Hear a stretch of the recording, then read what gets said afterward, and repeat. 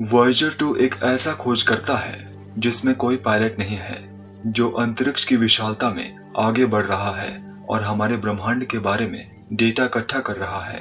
ये space probe 20 अगस्त 1977 को cap Canaveral Florida से लॉन्च किया गया था और ये आज भी डेटा पृथ्वी पर वापस भेज रहा है। वॉयेजर 2 को विशेष रूप से हमारे बाहरी सौरमंडल का अध्ययन करने के लिए लॉन्च किया गया था। ये बृहस्पति, शनि, यूरेनस और नेपच्यून जैसे विशालकाय ग्रहों के करीब से गुजरा और उनका विश्लेषण किया। वॉयेजर 2 आज भी अंतरिक्ष में मंडरा रहा है और जैसे जैसे समय बीत रहा है, ये पृथ्वी से दूर होता जा रहा है। ये वर्तमान में हमारे अपने ग्रह पृथ्वी से लगभग 18 करोड़ किलोमीटर दूर इंटरस्टेलर स्पेस की गहराई में है। इस दूरी के कारण वॉयेजर 2 के साथ संपर्क बनाए रखना एक बहुत बड़ा प्रयास है। भले ही रेडियो वेव्स प्रकाश की गति से यात्रा करती हैं, फिर भी सिग्नल्स को वॉयेजर 2 से पृथ्वी तक पहुंचने में सदियां बीत जाएंगी। इसी वजह से अंतरिक्ष यान की ओर सिग्नल भेजना और प्राप्त करना बहुत कठिन हो जाता है। लेकिन अब वॉयेजर 2 ऑनलाइन वापस आ गया है। कैसे हुआ ये सब?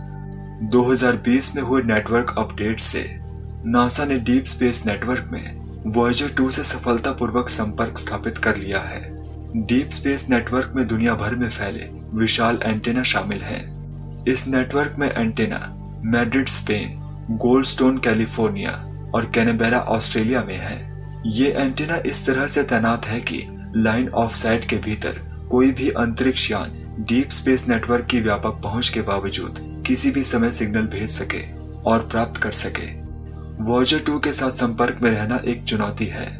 1989 में नेपच्यून ग्रह के करीब से एक उड़ान के दौरान वॉयेजर 2 अंतरिक्ष यान को नेपच्यून के चंद्रमाओं में से एक ट्राइटन की ओर दक्षिण में भेजा गया था। ये आज भी उसी दिशा में आगे बढ़ रहा है, लेकिन अब इसका गोल्डस्टोन और मैड्रिड एंटेना के साथ संपर्क नहीं है। कैनबेरा एंटेना, जिसे डीप स्पेस नेटवर्क 43 कहा जाता है, ये एकमात्र ऐसा है जो वॉयेजर 2 के साथ संपर्क कर सकता है। डीप स्पेस नेटवर्क 43 वह एंटेना है जिसे हाल ही में रिपेयर और अपग्रेड किया गया है। इसी अपग्रेडेशन के कारण ये वॉयेजर 2 को अब ज्यादा प्रभावी ढंग से कमांड भेज सकता है। इस डीप स्पेस नेटवर्क 43 को 47 सालों बाद रिप्लेस किया गया है। ये असल में बहुत लंबा समय है। जब एंटीना की मुरम्मत चल रही थी, तब भी वॉयेजर 2 साइंटिफिक डेटा वापस पृथ्वी पर भेज रहा था। नासा सिग्नल्स को रिसीव करने में भी सक्षम था, लेकिन डीप स्पेस नेटवर्क 43 के बिना वॉयेजर 2 को कमांड्स नहीं भेजी जा सकती थी। लेकिन अब इस अपग्रेडेड डीप स्पेस नेटवर्क 43 के साथ पृथ्वी फिर से वॉयेजर 2 के साथ संपर्क में रह सकती है। लेकिन स्पेस प्रोब और पृथ्वी के बीच की विशाल दूरी के कारण मैसेजेस को ब्रॉडकास्ट करने में 17 घंटे लगते हैं। इसलिए यदि पृथ्वी से वॉयेजर 2 को निर्देश दिया जाए तो सिग्नल्स को स्पेस प्रोब तक पहुंचने में 17 घंटे लगेंगे। फिर वॉयेजर को पृथ्वी पर एक रिप्लाई ब्रॉडकास्ट करने में 17 घंटे और लगेंगे। यह रेडियो सिग्नल्स के लिए 34 घंटे की गोल यात्रा है, जो लगभग 1.5 दिन के बराबर है। सूर्य से परे वॉयेजर 2 अब कहां है? 44 साल पुराना यह अंतरिक्ष यान वर्तमान में इंटरस्टेलर नामक क्षेत्र में है, जिसका अर्थ है कि यह हमारी आकाशगंगा में सूर्य और अन्य सितारों के बीच में है। और स्पष्ट रूप से कहा जाए तो यह अंतरिक्ष यान हेलियोस्फीयर से आगे निकल चुका है, जो सौर हवाओं द्वारा निर्मित प्लाज्मा का बुलबुला है। हेलियोस्फीयर सौरमंडल को रेडिएशन और अन्य तारों से बचाता है। इंटरस्टेलर स्पेस में बहुत सारी ब्रह्मांडीय किरणें हैं जो सितारों में विस्फोट द्वारा बिखरी हुई हैं, जो जबरदस्त मात्रा में रेडिएशन पैदा करती हैं। हेलियोस्फीयर उन किरणों को हमारे सौरमंडल में प्रवेश करने से रोकता है। हेलियोस्फीयर आखिर है कहां? वास्तव में हेलियोस्फीयर सौरमंडल से थोड़ा आगे तक फैला हुआ है। वॉयेजर 2 पहले ही हमारे सौरमंडल से बाहर निकल चुका है और अज्ञात में आगे बढ़ रहा है। इंटरस्टेलर स्पेस में क्या है? ये खाली दिखाई देता है, लेकिन इसमें बहुत कुछ भरा हुआ है। अधिकांश इंटरस्टेलर स्पेस हाइड्रोजन और हीलियम से बना है, ब्रह्मांड में सबसे प्रचुर मात्रा में पाए जाने वाले 2 एलिमेंट्स। इनके साथ गैस और धूल के बादल हैं, जो विभिन्न एलिमेंट्स से बने हैं। यहाँ पार्टिकल्स बहुत पतले फैले हुए हैं। हालांकि इंटरस्टेलर स्पेस पृथ्वी के वायुमंडल की तुलना में बहुत कम घना है। अनुमानित घनत्व 1 एटम पर क्यूबिक सेंटीमीटर है, जो बहुत ज्यादा नहीं है। यही कारण है कि हमें तारों के बीच खाली जगह दिखाई देती है। वॉयेजर 2 अब बहुत पुराना हो चुका है, लेकिन इसने इतिहास रच दिया है। इसकी कुछ शानदार उपलब्धियां हैं।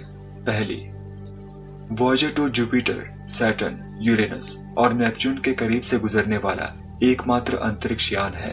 वॉयेजर 2 की ऑब्जर्वेशन से ही वैज्ञानिक 1986 में हर एक ग्रह की कॉम्प्लेक्स डिटेल्स को जान पाए। वॉयेजर 2 यूरेनस के पिछले हिस्से में उड़ान भरने वाला पहला मानव निर्मित ऑब्जेक्ट है और उस समय इससे आगे कोई भी अंतरिक्ष यान नहीं गया था। इस उड़ान के दौरान अंतरिक्ष यान ने ग्रह के चारों ओर 10 नए चंद्रमाओं की खोज की और 2 नए रिंग्स भी खोजी।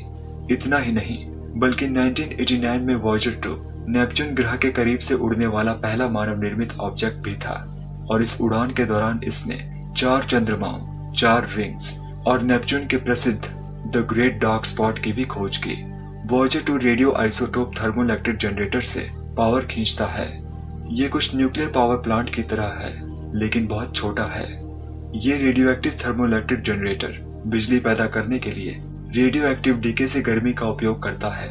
जैसे न्यूक्लियर रिएक्टर बिजली पैदा करने के लिए न्यूक्लियर फ्यूजन से गर्मी का उपयोग करते हैं। रेडियो आइसोटोप थर्मोइलेक्ट्रिक जनरेटर 11 वैज्ञानिक उपकरणों के साथ रेडियो ट्रांसीवर को भी पावर देता है, लेकिन इसमें मौजूद रेडियो एक्टिव मटेरियल समय के साथ नष्ट होता जाता है, इसलिए यह हमेशा के लिए पावर सप्लाई नहीं कर सकता।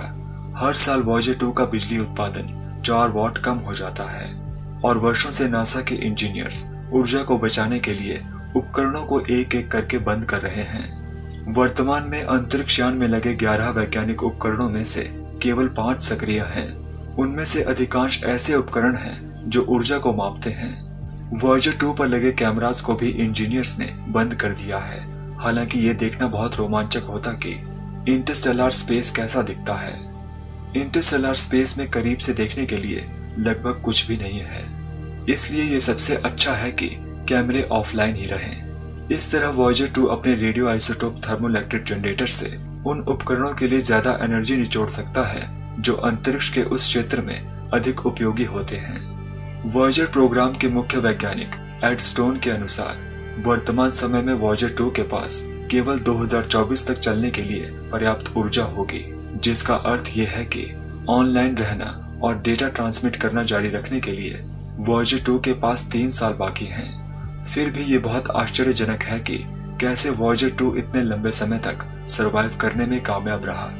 ये 47 से भी अधिक वर्षों से काम कर रहा है, जो कि बहुत लंबा समय है। जब ये अंत में बिजली का उत्पादन नहीं कर पाएगा, तब भी वॉयेजर 2 इंटरस्टेलर स्पेस में आगे बढ़ता रहेगा, लेकिन हम ये नहीं जान पाएंगे कि इसके साथ क्या होगा। मानवता की ओर से एक निशानी। वॉयेजर 2 के पास अपनी एक्सप्लोरेशन की इस यात्रा में न केवल वैज्ञानिक उपकरण हैं, बल्कि इसके पास गोल्डन रिकॉर्ड्स भी हैं। इस 12 इंच की तांबे की डिस्क पर रिकॉर्ड की गई विभिन्न भाषाएं, विभिन्न तस्वीरें, ध्वनियां और अभिवादन का समावेश है। खगोल वैज्ञानिक कार्ल सेगन ने उस समिति का नेतृत्व किया था जिसने गोल्डन रिकॉर्ड्स में भरे जाने वाले कंटेंट को चुना था। विचार ये है कि चूंकि वॉयेजर 2 शायद आकाशगंगा के चारों ओर ही कहीं परिक्रमा करेगा, इसलिए अंतरिक्ष यान के साथ एक मैसेज भेजना अच्छा होगा। अगर वॉयेजर 2 किसी इंटेलिजेंट एलियन लाइफ के संपर्क में आता है, तो हो सकता है कि ये मैसेज शायद उन तक पहुंच जाए।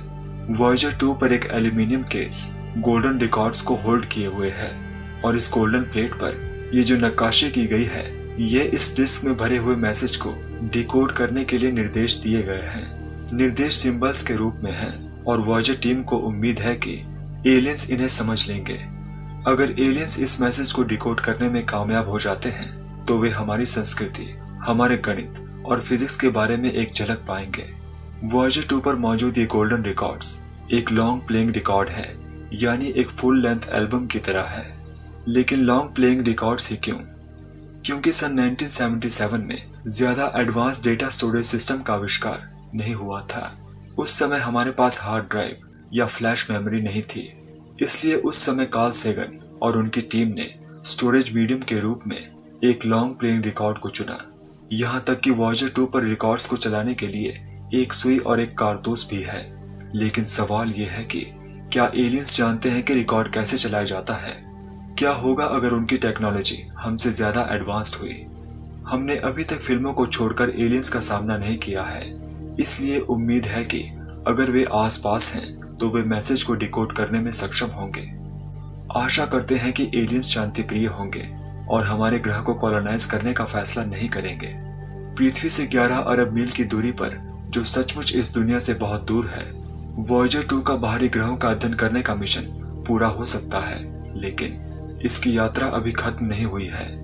वॉयेजर 2 मौजूदा समय में लगभग 39,000 मील प्रति घंटे की गति से इंटरस्टेलर स्पेस में आगे बढ़ रहा है।